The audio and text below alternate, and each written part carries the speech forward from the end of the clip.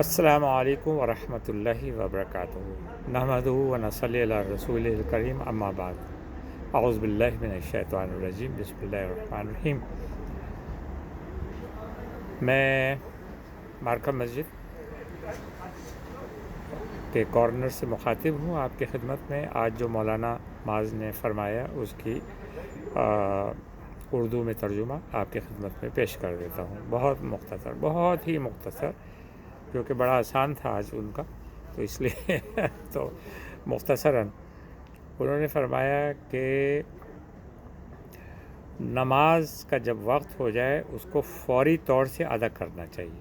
یہ ایک بالکل مختصر، نماز کا جب وقت ہو جائے تو اس کو فوری طور سے ادا کر دینا چاہیے۔ حضور صلی اللہ علیہ وسلم نے فرمایا کہ جو آخر وقت میں نماز پڑھتا ہے وہ منافق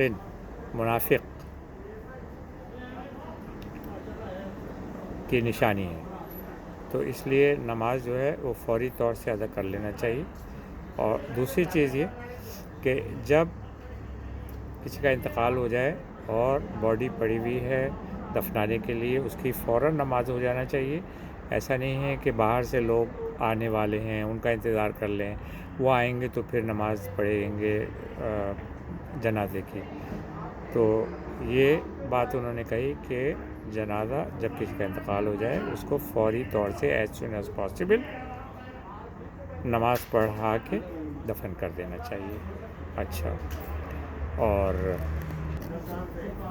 اور نماز سے پہلے میں نے مولانا معاذ عبد الرحمن جو ہماری مسجد کے امام ہیں ان سے کچھ سوالات کیے تھے، وہ بھی میں آپ کی خدمت میں پیش کر دیتا ہوں، بڑے امپورٹنٹ ہیں۔ جب ہم نماز پڑھتے ہیں اکثر اس میں بھول چوک ہو جاتی ہے تو ہم سجدہ سہو کرنا پڑتا ہے اس کے لیے۔ اچھا، تو سب سے پہلے تو میں آپ کو بتاؤں کہ جب جس وقت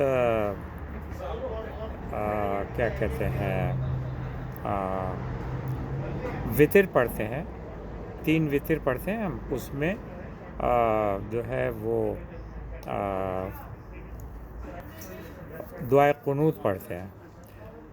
تو اگر دعائے قنوت پڑھنا بھول گئے اور ہم سجدے میں چلے گئے تو ہم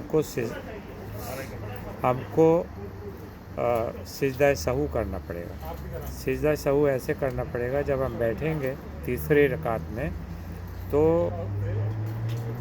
رائٹ ہینڈ کے اوپر ہم التحیات پڑھنے کے بعد، التحیات صرف درود شریف پڑھنے کی ضرورت نہیں ہے، التحیات پڑھیں گے اور سیدھے ہاتھ کریں السلام علیکم ورحمۃ اللہ۔ اس کے بعد ہم جو ہے اپنی نماز کو کمپلیٹ کریں گے اور 2 سجدے پھر کریں گے، پھر کمپلیٹ کریں گے اپنی نماز کو۔ اچھا، دوسری چیز یہ کہ اگر ہم 4 رکعت نماز سنت پڑھ رہے ہیں، ظہر میں یا عصر میں یا عشاء میں 4 رکعت نماز سنت، تو سنت میں کیا ہے کہ چاروں رکعت میں الحمد کے بعد کوئی سورت پڑھنا پڑتی ہے۔ اگر کسی رکعت میں ہم کوئی سورت بھول گئے تو پھر سجدہ سہو کرنا پڑے گا، ٹھیک ہے۔ اور اسی طرح سے اگر ہم 4 فرض نمازیں پڑھ رہے ہیں ظہر میں یا عشاء میں، تو 4 فرض نمازیں یا عصر میں، تو اس میں پہلی 2 رکعت میں ہم الحمد پڑھیں گے اور کوئی آیت پڑھیں گے، دوسری رکعت اور تیسری رکعت اور چوتھی رکعت میں ہم جو ہے وہ صرف الحمد پڑھیں گے۔ اور اگر غلطی سے ہم نے الحمد کے ساتھ کچھ اور پڑھ لیا تیسری رکعت میں اور چوتھے رکعت میں، تو پھر سجدہ سہو کرنا پڑے گا۔ یہ مختلف چیزیں میں نے آپ کی خدمت میں پیش کی، انشاءاللہ تعالی فائدہ ہوگا۔ السلام علیکم ورحمۃ اللہ وبرکاتہ۔ دعا میں یاد رکھیے ضرور۔